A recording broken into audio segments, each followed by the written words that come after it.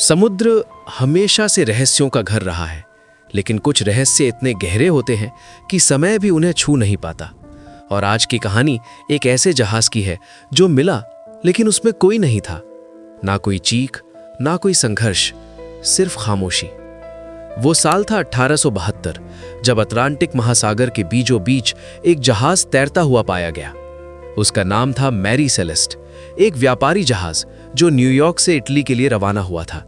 सब कुछ सामान्य था, मौसम साफ, रास्ता तय और जहाज पर मौजूद थे कप्तान, उसकी पत्नी, उनकी छोटी बच्ची और कुछ अनुभवी नाविक। लेकिन 5 दिसंबर 1872 को एक और जहाज डेल ग्रेशिया के क्रू ने दूर से एक अजीब दृश्य देखा।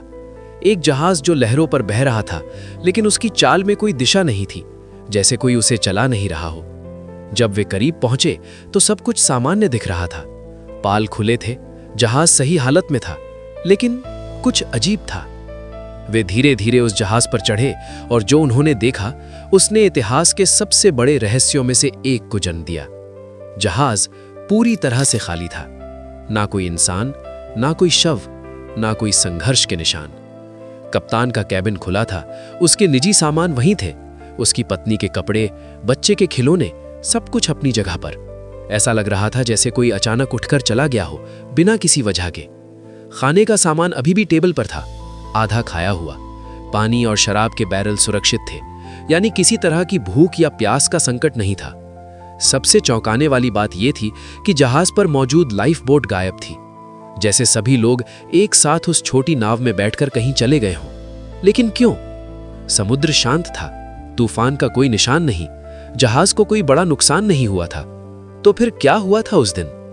कुछ लोगों ने कहा शायद कप्तान को लगा कि जहाज डूबने वाला है और उसने सभी को लाइफ बोट में बिठाकर जहाज छोड़ दिया। लेकिन सवाल यह है, अगर जहाज डूबने वाला था तो वो बाद में पूरी तरह सही हालत में कैसे मिला?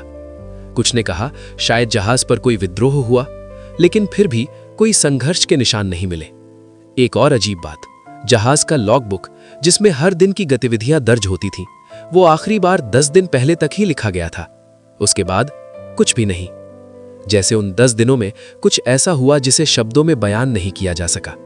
समय बीतता गया, जांच हुई, कई थ्योरी सामने आई, लेकिन सच्चाई आज भी उतनी ही धुंधली है। कुछ विशेषज्ञों का मानना है कि जहाज पर अल्कोहल के बैरल थे और शायद उनमें से कुछ से गैस निकली हो, जिससे एक छोटा धमाका हुआ हो। ऐसा धमाका जो जहाज को नुकसान नहीं पहुंचाता, लेकिन इतना डर पैदा करता है कि लोग उसे छोड़कर भाग जाएं। लेकिन फिर भी कोई सबूत नहीं मिला। कुछ लोग इसे समुद्री लुटेरों का काम मानते हैं, लेकिन अगर ऐसा होता तो जहाज का कीमती सामान क्यों छोड़ा गया? और फिर एक और थ्योरी सामने आती है जो सबसे ज्यादा डरावनी है। क्या हो अगर उस जहाज पर कुछ ऐसा हुआ हो जो हमारी समझ से परे है, कुछ ऐसा जो दिखाई नहीं देता लेकिन महसूस होता है। कुछ नाविकों ने दावा किया कि उन्होंने उस जहाज के पास अजीब आवाजें सुनी थी, जैसे कोई फुसफुसा रहा हो या जैसे हवा में कोई अदृश्य मौजूदगी हो। क्या वो सिर्फ उनका भ्रम था या सच में उस जहाज में कुछ और था?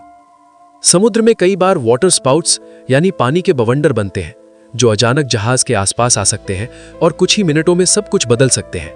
क्या ऐसा ही कुछ हुआ था? या फिर क्या कप्तान ने कोई ऐसी गलती की जो पूरे जहाज को ले डूबी? सवाल बहुत है, जवाब कोई नहीं। मैरी सेलेस्ट को बाद में किनारे तक लाया गया, लेकिन वो कभी फिर से समुद्र में नहीं गई। वो सिर्फ एक कहानी बनकर रह गई, एक ऐसा रहस्य जो आज भी इतिहासकारों, वैज्ञानिकों और आम लोगों को सोचने पर मजबूर करता है। और शायद यही उसकी सबसे बड़ी ताकत है, क्योंकि कभी कभी सबसे डरावनी चीज वो नहीं होती जो हम देखते हैं, बल्कि वो होती है जो हमें कभी दिखाई ही नहीं देती। एक जहाज जो सही हालत में था, लेकिन उसमें कोई नहीं था।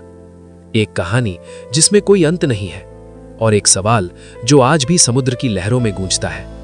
आखिर उस दिन मैरी सेलेस्ट पर हुआ क्या था? शायद कुछ रहस्य हमेशा के लिए खामोश ही रहने के लिए बने होते हैं।